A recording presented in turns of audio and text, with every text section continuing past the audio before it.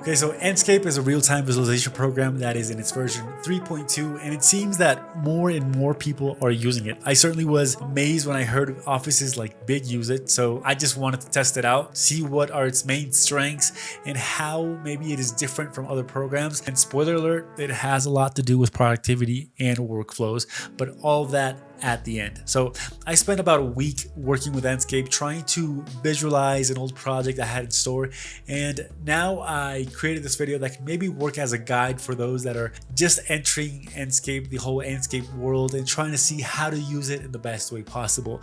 And as any good guide, there will be timestamps in this video so you can jump to the parts that you are most interested in, or you can watch it all, whatever you want. And I also want to note that Enscape is free to download for students. It also has a 14-day free trial with all of the features available. I have also understood that Enscape 3.3 will be out very soon, so be on the lookout for that. Also, if you're a Mac user, Enscape will release very soon a version for Mac, and if you're interested, in the link in the description you will find a mailing list so you can register and receive more information on that. Meanwhile, if you want more resources on Enscape, there is an Enscape forum where you have constant help from the support team of Enscape, and you can see how other architects are using the program. I really recommend you guys go there. One last thing before starting, if you want to follow along with this same project, you can download the SketchUp model with the link in the description, completely for free for everyone to download. We just asked you maybe to not post it as your own design. I would love to see what images you can create with the same model and Enscape, so be sure to post them on Instagram and use the hashtag #ShowItBetterWithEnscape. Now grab a cup of coffee or a glass of water or a cup of tea and let's dive in.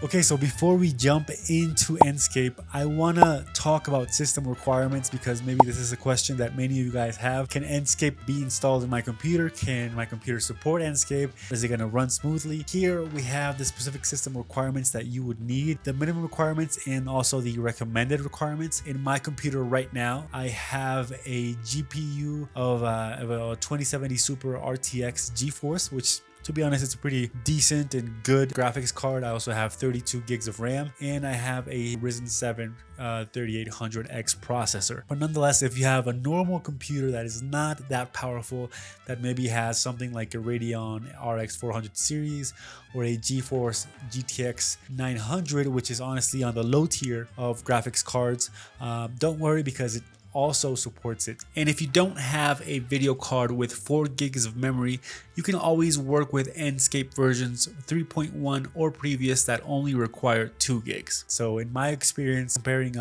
different real-time rendering engines with Enscape, Enscape is probably the one that requires less energy, less graphics card from your computer, less RAM. The whole idea behind Enscape, behind this program, is that visualization can be democratized, so anyone could have the Enscape, right? From a normal architect that has a normal laptop that is going to the construction site, whatever.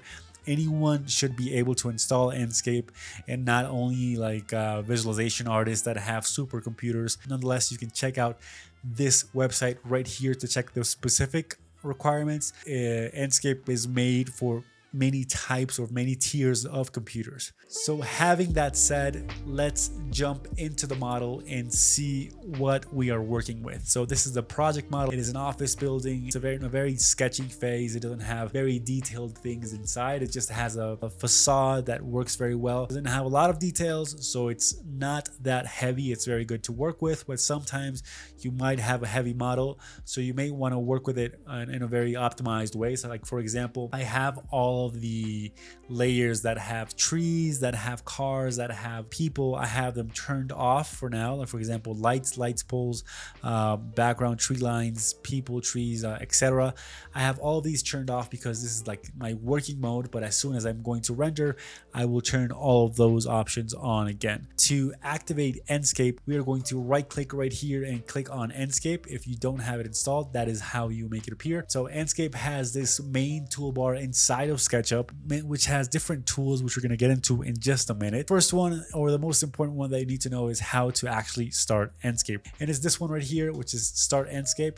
And depending on how heavy your model is, perhaps maybe depending on how much assets you have, this process can take a while, but after this, the whole Enscape program is going to flow very good. So right now, take into account that I have Google Chrome open, I have the screen recording, I have Notion open. With all this open, Enscape is still going to run pretty decently, so take that into account. Also, this is my Enscape window right here. This is how Enscape opens, which, to be honest, it looks pretty good. But we're going to add a little bit more things, and I'm going to show you how to use Enscape and how you can optimize your workflow with Enscape. Now, inside of the Enscape window, what I would recommend is, of course, if you have two monitors, then you can have Enscape in one monitor and the SketchUp window in the other monitor. But if you don't, which is completely normal, then you can divide your screen in two. I'm just gonna drag my SketchUp screen right here, and the second one, I'm going to choose my Enscape window. So I'm going to have both of them. They are synchronized. Now this ties perfectly to a client presentation, or maybe to a client meeting where you are with your client and you're trying to design, like for example, are we going to use brick, or are we going to use concrete? Are we going to use this type of tree or that type of tree? These changes can be done very quickly with a program like Enscape. For example, if I wanted to change something in the model, like this bush right here, if I wanted to move it a little bit to the right or to the left, or if I wanted to copy it, the changes are instantly visualized inside of Enscape. So that is one of the cool things that Enscape has. It optimizes for a very cool workflow. You want to take into account two important buttons, which is the live updates and the synchronized views. As you guys saw here, as soon as I moved this, it updated inside of Enscape. It is because we had live updates option on. And of course, as I move all of this view inside of SketchUp, it synchronizes with Enscape as well, which is something that works pretty good when we're trying to visualize the whole model. But sometimes when the model has a lot of assets, when it's very heavy, when it's very demanding to regenerate each new image, and sometimes you might want to turn this off, maybe to lock this view and start trying to do modifications without moving both of them at the same time. But for now, I'm just going to leave it on because I think it looks cooler when I'm presenting it to you, so you guys can see better the whole model. Now let's jump into the materials part, which is one of the bigger subjects of this whole video. How to create materials, how to import materials, how to import custom materials, and how to make your materials look much more realistic. Now, Enscape has a custom material library. So if we see the toolbar right here, we have an option that says Enscape Material Library. As soon as I click on it, I will see a window with different categories of different materials, or I can see all the materials right here. And the good thing about this material is that they come render ready. So each material comes with its diffuse map, but it also comes with a displacement map, a reflection map. It comes set up, so when you render it, when you open your Enscape window, it looks super realistic. So for example, if you want to import a brick material, let's say I want to import this brick right here, I can just click on import selection and wait for it to download. If I know that I'm probably going to use this brick in many other projects or later in the projects, I can also set it to favorites. So I can go to the favorites tab and I will have some favorite materials already saved. Now, if I close the material tab and open the default tray right here, you guys will see that material is already set up right here at the top, and it's ready to apply wherever I tell it that it should be applied to. Let's zoom in right here into this wall right here. Let's just click on it. It's a component, so it has a lot of things inside. And I'm going to click B on my keyboard and apply the brick material, which is shown right here.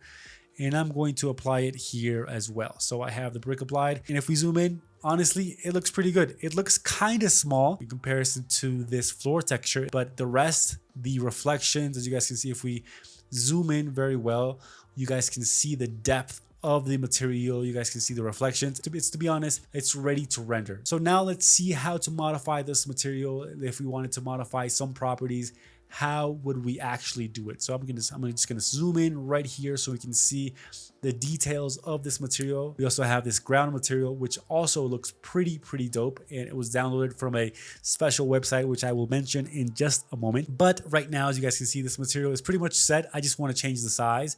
So I'm going to go to the material editor. I'm gonna open this window right here. And as soon as it opens, we have three important parts that maybe you would want to look at. The first one is the search bar and in this in this tab right here that has all of the materials that we have applied inside of our model. The second one is this tab right here, which has the type of material that we are dealing with. If it's a generic material, carpet, clear coat, foliage material. And the third one are the properties that we can modify depending on the type of material. So for example, if we have a grass material, we have different options right here at the bottom than if we had a generic one or a carpet material. Now here at the bottom, you can see 3 different types of spaces: the albedo material tab, which is basically the diffuse texture. And if I have some different options of the colors, I can click right here and modify size of the material. So for example, here I'm going to change it approximately about 2 meters by 2 meters, and I can rotate it here. I can change the brightness, and I can go back, and I can also modify the image fade over here. So if I want maybe, for example, a red kind of brick, or if I want maybe a more brownish kind of brick, I can modify that here as well. At the bottom, I have my height map options, which I can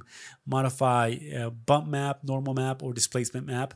In this case, I think the displacement option is the best one. As you guys can see, if I change it, for example, to bump map, the whole texture looks flatter. If I change it to normal map, you have a little bit of relief. So the displacement map is the one that works best with our brick texture. And here we can change the amount of displacement that the texture is going to have. So here we can have even like a negative type of displacement. We can have like 0 to no displacement, or we can have a ton of displacement. Now, if you go inside of this height map, you can also modify it right here. And if you go to the bottom, you can see a reflections tab where you can modify the reflections, maybe modify the specularity if you don't want it to be as reflective, or if you want it to be very reflective. I can also change it right here, go inside and change the brightness of this parameter, or I can also invert it. And when I go back, I'm going to change the specularity, maybe tone it down just a little bit so it doesn't reflect as much. I think this is the perfect reflection. So it's really easy to modify a material, and mostly if the material is already coming from inside of Enscape. Now, let's say I want to import a material from a website. So I can go to a website that is called Polyhaven. Polyhaven has a lot of free HDRIs, free textures, free models. So you might want to go to that website. And here we have different types of textures that could work. I think I'm going to use this Rust course right here. In many pages that you download PBR materials, you will have the dimensions set right here. So you want to remember this number, which is 2.2 meters. And also I have different options of different kinds of resolutions. So right now I'm going to select 2K, but you can select the higher one if you're going to maybe do a detailed render. Now let's say that I want these stairs to be in that specific material. So what I can do is I can select the current material of these stairs, which is corrugated steel, and I can click on create new material, the Rust course. Let's see. Then we can look for the texture, and we would import the diffuse texture, which is this one right here. And of course, we want the dimensions to be 2 meters by 2 meters. I'm going to go inside of this layer. Let me just see right here, and I'm going to click on B and paint this material, but it still has the displacement map from our past material. So what I can do is I can go back to my material editor. In my height map, I have a different texture, so I can just erase it right here and erase it here as well. And as you guys can see, it will change. I also forgot to paint these different parts of the model. So now I have my material painted, and I can go back to my material editor. So I can click on displacement map. I can select here the map that I want, and this is the displacement map right here, and click on open. It maybe looks a little bit too harsh, so this is something that we can modify right here. For example, in the displacement, we want to lower the displacement maybe just a tiny bit around here. This looks pretty cool. And for the reflections, we can also use the albedo map and try to modify the reflections from here. So we can modify the metallic, the specularity of it, right? So if we go back, we would have our texture applied, which honestly is looking pretty cool. And those are the basic things that you need to know about materials right now. let's talk about assets, the asset library. This is the asset library right here, the one that the little icon that has a tree. We can access it from the SketchUp toolbar, but we can also access the asset library from the Enscape viewport, which is this one right here, and it also has a tree, right? So this is the asset library, which we can also access. This asset library has different categories: accessories, animals, construction, furniture, hospital props, etc. You have some new categories with each update, but also you can modify each asset, like rotate it, move it, scale it up. And there are two types of placements of the asset. So you have single asset placement and multi-asset placement. So we are going to look for some vegetation. For example, if I want to type in some trees, find some trees, I can find some trees with the search bar right here. Or I can also refine my search by clicking here on the categories tab, and I have vegetation, and I can also refine that even more and click on the tags tab and search only for vegetation that only contains bushes. Now, as you can see here, we have different types of vegetation of bushes that if we just click on one, let's say for example I want to click on this one right here on the rosemary bush, I can click on it and place it, for example, let's say here. As soon as I place it, I can apply changes and it will instantly appear in my SketchUp viewport. This is the one that we imported. We can just click escape right here and that is it. If we want it, we can select it, we can scale it up, scale it down,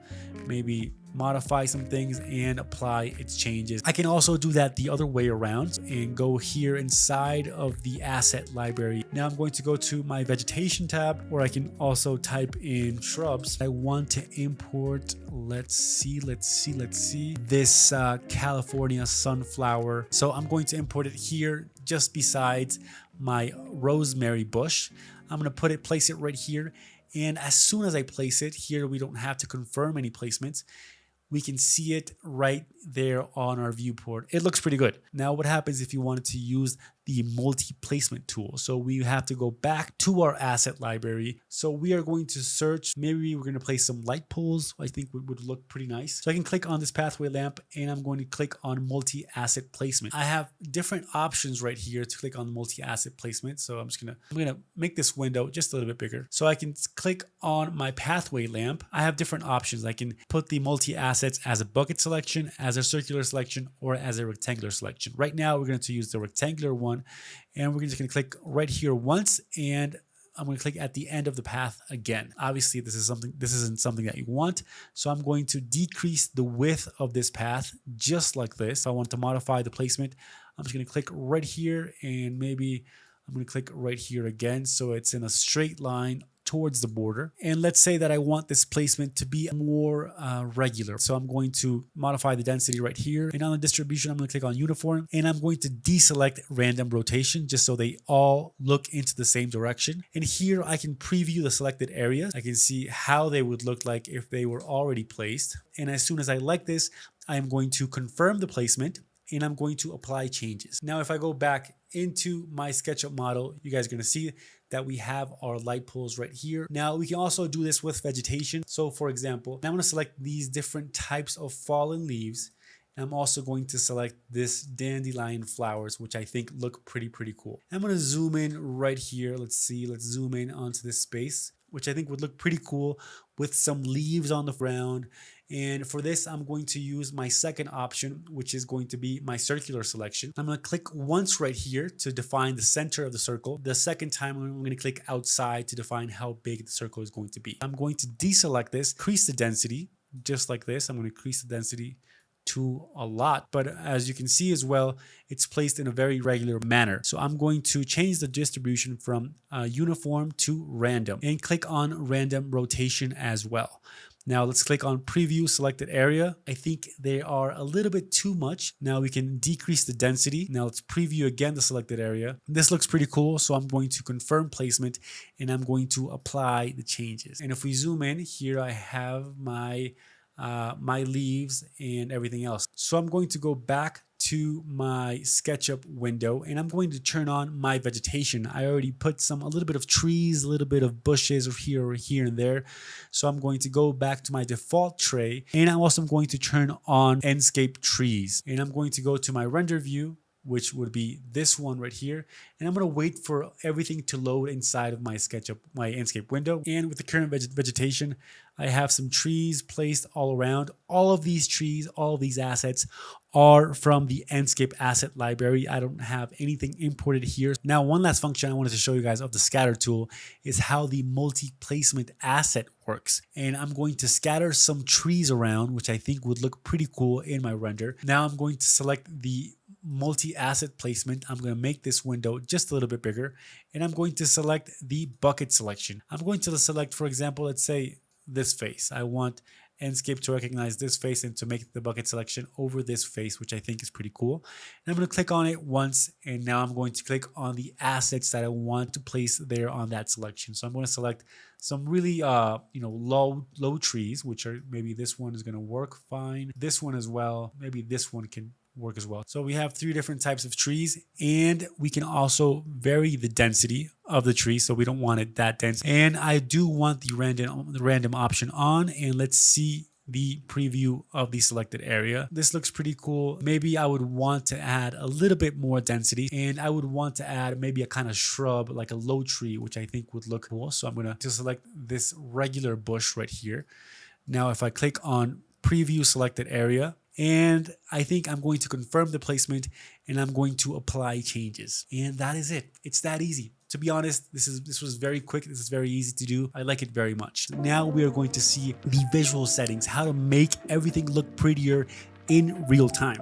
So I'm going to go to my render view, which is kind of like this scene that I want right here. And it's important to mention that you can create different templates of your scenes, and each scene can have specific settings. But there are some things that I want to modify because maybe it's a little bit underexposed over here, maybe it's a little bit overexposed. I want to modify the sunlight, etc. So these are the things that I'm going to take a look at. For that, I'm going to go here where it says visual settings, and I have 5 different tabs, and in each tab we have different settings. So I'm going to close this window for now, and I'm just going to make this bigger. So we have our visual settings set. Here we have different styles of how we can represent it. So we have a white mode, we have polystro mode, a light view, or we can also select a none, which I think is the best one for this kind of render. And we could also, if we wanted, we could also put outlines on it, but for now we can leave it as it is. We can modify the exposure or select auto exposure, and since we have linked with the one in SketchUp, then we can't modify the field of view. But if we go back into SketchUp and deselect this synchronized view option and go back to our view, and if we go back to our view, we can change the depth of field. So I'm going to change it maybe to a 55. This is something that I think would look very, very cool. So this is how our render is looking right now, and honestly it's looking pretty dope. But let me tell you something, it can look even better. So here I can change the depth of field. So I'm going to turn this option on, and as soon as I turn the option on, we see it all very blurry, and we only see maybe this tree is in focus. We can choose the autofocus option, or we can also change the focal point. And each time you guys see that this focus plane is highlighting a special subject, it's because that subject is the one that's going to be in focus. So for example, right now I want mostly the part where my building is to be in focus, but I don't want all this to be very defocused because it's just going to look weird. So I'm going to lower the depth of field to and leave it at about a 6%. For me, that looks perfect. When you're working on your model, when you're working with different things, a lot of things, I would recommend you guys to have the rendering quality in medium, or even to have the rendering quality in draft. And this recommendation applies specifically to users with low tier graphics cards. This will make everything much faster, but when you're going to try to render, when you're going to do your final render, you always want to make sure you have this in ultra, because that will make sure you have the best settings for your final render. As you guys can see, it's taking a longer time to load, but now all of these settings, all of the images looking pretty nice. It's looking pretty cool. But for now, I'm just going to leave it at high. Now I'm going to go to my image tab. I have some auto contrast settings. I'm just going to leave them as it is. I can also modify the saturation and the color temperature if I want it warmer, or if I want it cooler. I'm just going to leave it maybe around here. I can modify things like, for example, the motion blur, the lens flare. I'm going to add maybe a little bit of vignette, and I can modify the chromatic aberration. You don't want to exaggerate too much with these effects. I know a lot of people like to always put all these things in 100 and try to put as much effects as possible, but believe me, less is more. when it comes to effects. If you can only leave the necessary effects on, then better. And if you're going to add a little bit of vignette, then make it just a little bit, or chromatic aberration just a little bit as well. Now we're going to go to atmosphere. I can add some fog. So as you guys can see, there's some fog added. Again, we don't want to exaggerate. We just want some very small ambient fog that is maybe going to separate my foreground, my middle ground, and my background. I can modify the height right here, but this is perfect just for me. And in the sun brightness, obviously I can modify the sun brightness.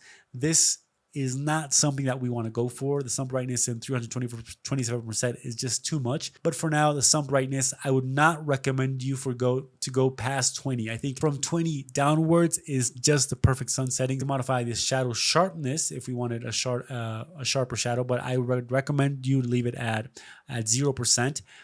And all of these settings, the artificial light and ambient brightness, are mostly applied to interiors. Then we have the sky tab. This is one of maybe the most important tabs when it comes to visual settings, because here you can insert personalized HDRIs that are going to work really well with your image. If we click right here where it says source, and if we click on clear, this is the default sky that comes in with Enscape. But you can also have some presets that run, for example, desert, mountains, construction site, town, urban, like a ton of different options. But what I like to do is I always like to import custom HDRIs. As I told you in the page before, in Polyhaven, you can download free HDRIs for your images. And as soon as you download one, you can just go to Skybots and click on the folder tab and look for the sky. For example, I have this guy right here. I'm going to select the HDRI file and I'm going to click on open. I'm going to wait for it to open, and as soon as it opens, I can modify the rotation. I can modify some things right here and also the brightness. So let's see the rotation. Let's see which one would suit our image best. I want, obviously the building to be highlighted. So an image like this is not going to work as much because the building is going to be underexposed. So maybe something like this could work. I think this looks pretty nice, but let's just keep on rotating it to see where it could look nicer. I think this looks cool because it really highlights this section of the image. So I'm gonna leave it as it is, and I can also modify the brightness of this HDRI. So if I lower the brightness, you guys can see the sky is almost in black, or if I make it too high, then the sky is obviously overexposed. You can reset the values over here on all of these options. For now, I'm just gonna leave it as it is. I'm going to go back into my atmosphere and lower the sun brightness because I don't want it to be too bright. Maybe at around a 13% is the right brightness for me. I can also go back to my main image and try to adjust the exposure. So for example, something like this where it doesn't look too dark, something like this. Now before you render, you want to go to output, and here you can choose the resolution. So if I want a normal resolution or an Ultra HD resolution, or I want a custom resolution as well. What I would recommend is that you always have the safe frame option on, because as soon as you have this on, it lets you know how the final image is going to be rendered. As you guys can see here, I had a custom resolution, so that's why it has a more vertical orientation, so which, to be honest, this looks pretty cool. But for now, let's just leave it at a 4K resolution with this safe frame on the sides. Now you want to export also, if you're going to import this into Photoshop, you want to export your object ID, material ID, and depth channel. So you want to have this option on, and you want to select your image file, your file format, where it's going to be saved at. I already have my folder saved, and click on automatic naming just so you don't take as much time naming each of the different files. We're going to click on high resolution, and we're going to go back to our main tab. We're going to make sure that it says ultra. Now we're going to close this tab, and here on our top tab, we have an option to render.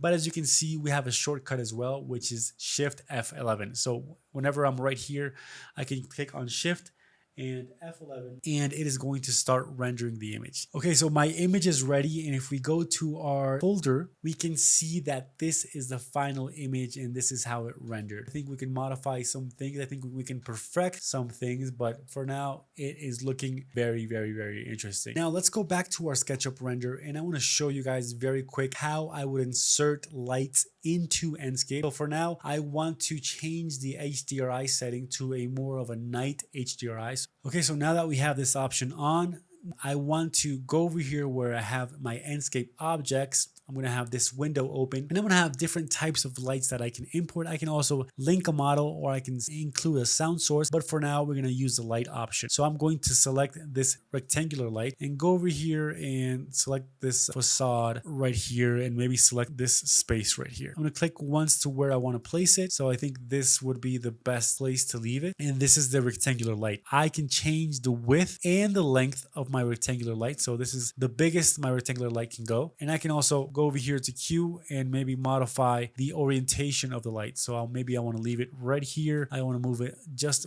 a little bit back so it can emphasize on the facade material, right? So for example, something like this. And I can change the luminous power. So if I don't want it to be as intense, if I just want it to be kind of like this right here, would work perfectly. Maybe copy these materials, and I'm just going to move them. I'm just going to modify the placement and copy them downward. So as soon as I have this light set, what I could do is I could go back to this light, since it's the same light but repeated, and I could change the luminous power. So for example, I could change the brightness right here to something that would look pretty cool, something like this, or I can obviously overexpose it, but this is something that I'm not going to do. I can overexpose it and change the width and change the length. Something like this could also, you know, work if that's the image that you're trying to go for. Like, so for example, something like this. And now one other thing that I can do is I can insert another type of light. And of course, the cool thing about this is that I can always go back to the light that I selected. For example, this one, and I can modify the intensity. So for example, I'm just going to lower the intensity. I'm going to go again to my visual settings. I'm going to modify a little bit of the depth of field. So as soon as I have this ready, I can press again, Shift 11. But now I want to show you some of the images that we exported from the same model with the same settings, with no Photoshop in mind. So for example, images like this, which is the one that we worked on right here. We also have images like this one right here, which I think look very nice, look very realistic. Now this one, I added a little bit of Photoshop to this one, but the majority of it, I added a little bit of Photoshop to this fog right here, but the majority of it was done inside of Enscape in less than no time. Obviously, all of these come with their material IDs, with their object IDs. Here I have a night one as well, which is this one, which I think looks pretty nice. And I have, let's see, I have some more conceptual ones, which I thought looked nice at the beginning, but then at the end, I didn't like them as much. But I thought they looked really cool.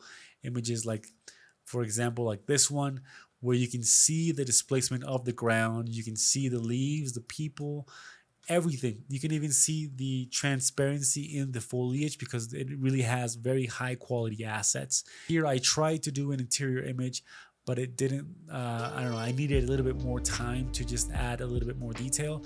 But here you can see the details. I mean, this has absolutely no Photoshop, you know? So I hope you guys liked this video. I really enjoyed making it because I had to explore, I had to kind of like really try to create these different types of visualizations, which I thought were super awesome because the majority of them, like 95% of them, just how it looks directly from Enscape.